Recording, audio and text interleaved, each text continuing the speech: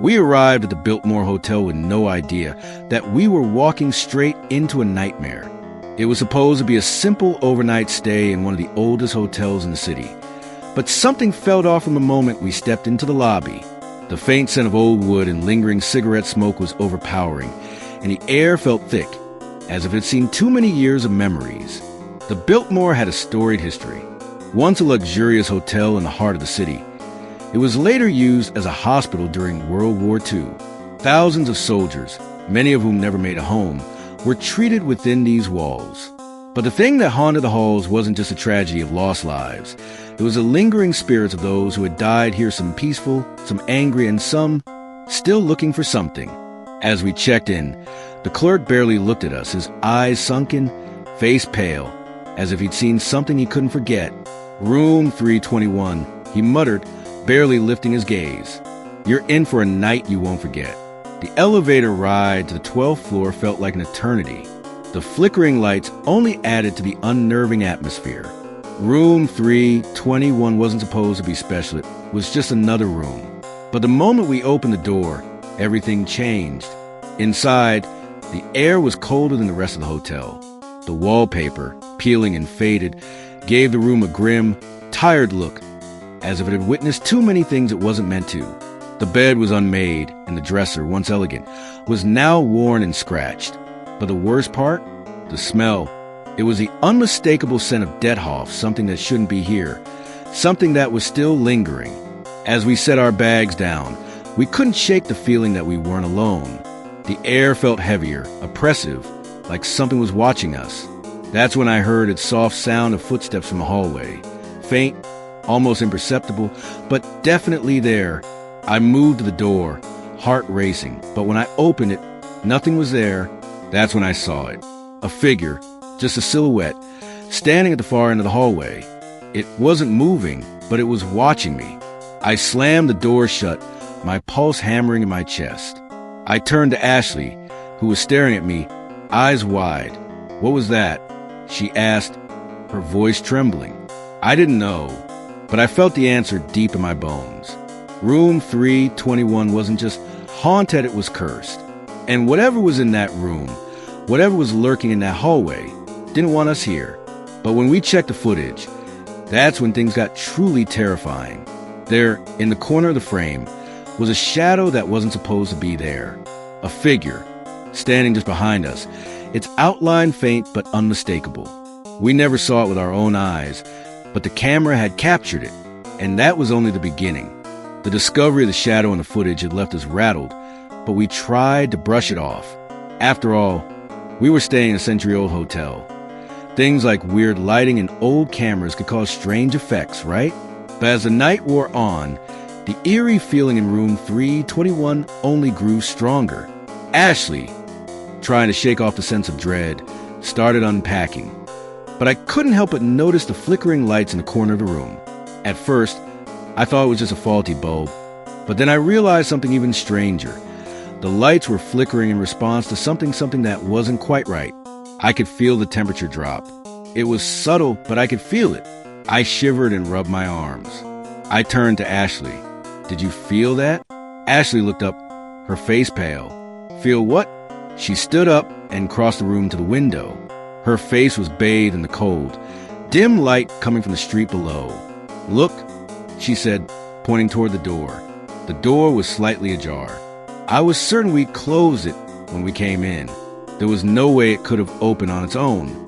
I moved toward the door, my heart pounding, the hairs on the back of my neck standing at attention. When I stepped into the hallway, I saw nothing out of the ordinary. The hallway was silent, too silent. The kind of silence that fills the air with tension, like a deep breath held too long. But then I heard it, a soft whisper, not from the hallway, not from Ashley, but from behind the door. Help me. I froze. I swung the door open fully, but the hallway was empty. No one was there. The whisper had come from inside the room. It felt like it had come from all around me. Ashley stepped into the hallway behind me. Did you hear that? I nodded slowly, my heart racing. Yeah, but there's no one here. We stood in the hallway for a long time, searching the corners with our eyes. Nothing moved, but then I noticed something even more unsettling when I turned around. The door to room 321 was wide open again. I hadn't heard it open. No one had come in. But somehow, the door was open, and there was a cold gust of air coming from the room. Ashley reached for the door handle, but before she could touch it, we both heard the unmistakable sound of footsteps slow, deliberate steps coming from inside the room. I took a step back, eyes wide. "You go first," Ashley whispered. Reluctantly, I stepped forward, but the air inside the room felt suffocating. I stepped inside, and the room felt colder than before, as if it had been frozen in time.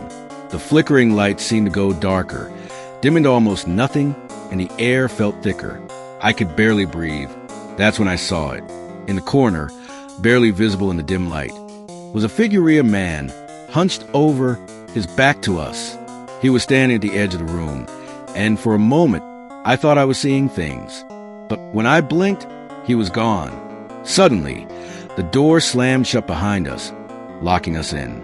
I tried the handle, but it wouldn't budge. I was trapped, and then I heard it, a voice, deep and guttural, just behind me. "I'm not alone." I turned around, and standing right in front of me was a figure of a man in a tattered uniform, his face pale and gaunt. His eyes were empty, hollow, like someone who had never seen the light of day. And then he smiled. "If you've made it this far, don't turn away now, because this is a part where things get truly horrifying." I don't know how long we stood there, frozen in place, staring at the apparition in front of us. It wasn't just the way he looked haggard, pale, like a shell of a person, but the way his presence filled the room. The air was thick with dread, and I could hear my heartbeat in my ears. He stepped closer. "Help me," he whispered. I couldn't speak. I could barely breathe. All I could do was watch as he drew closer, his movements jerky, unnatural. Then, without warning, the room went dark. All the lights in the room flickered and then went out. In the pitch-black darkness, I could hear the shuffle of feet moving across the floor, moving toward me. I reached out, blindly searching for Ashley, but I couldn't find her. I called out, but my voice was swallowed by the suffocating silence. And then the whisper returned, louder this time. "You shouldn't have come." Suddenly, I felt something cold grab my arm, pulling me backward. I couldn't move, couldn't escape. The grip on my arm tightened, and I felt a sharp pain shoot through my chest. In the darkness, I could hear Ashley screaming my name. Her voice echoed around the room, but it sounded like it was coming from far away. "Ashley!" I screamed back, but my voice was barely a whisper. Then, out of nowhere, the lights flickered back on, but the figure was gone, and in its place the mirror. I looked into the mirror, and there, standing behind me, was the man. His hollow eyes met mine, and I froze in place. I couldn't move. I couldn't breathe. But as I stared at him, the reflection shifted. It wasn't just a man, Anna Maria, it was something else. Something darker. A shadow, shifting and twisting, surrounded by whispers. I couldn't make out the words, but the air was thick with malice. The shadow grew closer, and I realized, too late, that it wasn't just a reflection. It was the doorway to something much worse. Suddenly, the mirror shattered, sending glass flying in every direction. And in the midst of the shards, something crawled out. Something dark. Something that shouldn't exist. It was a figure, but it wasn't human. Before I could react, I heard Ashley scream from behind me.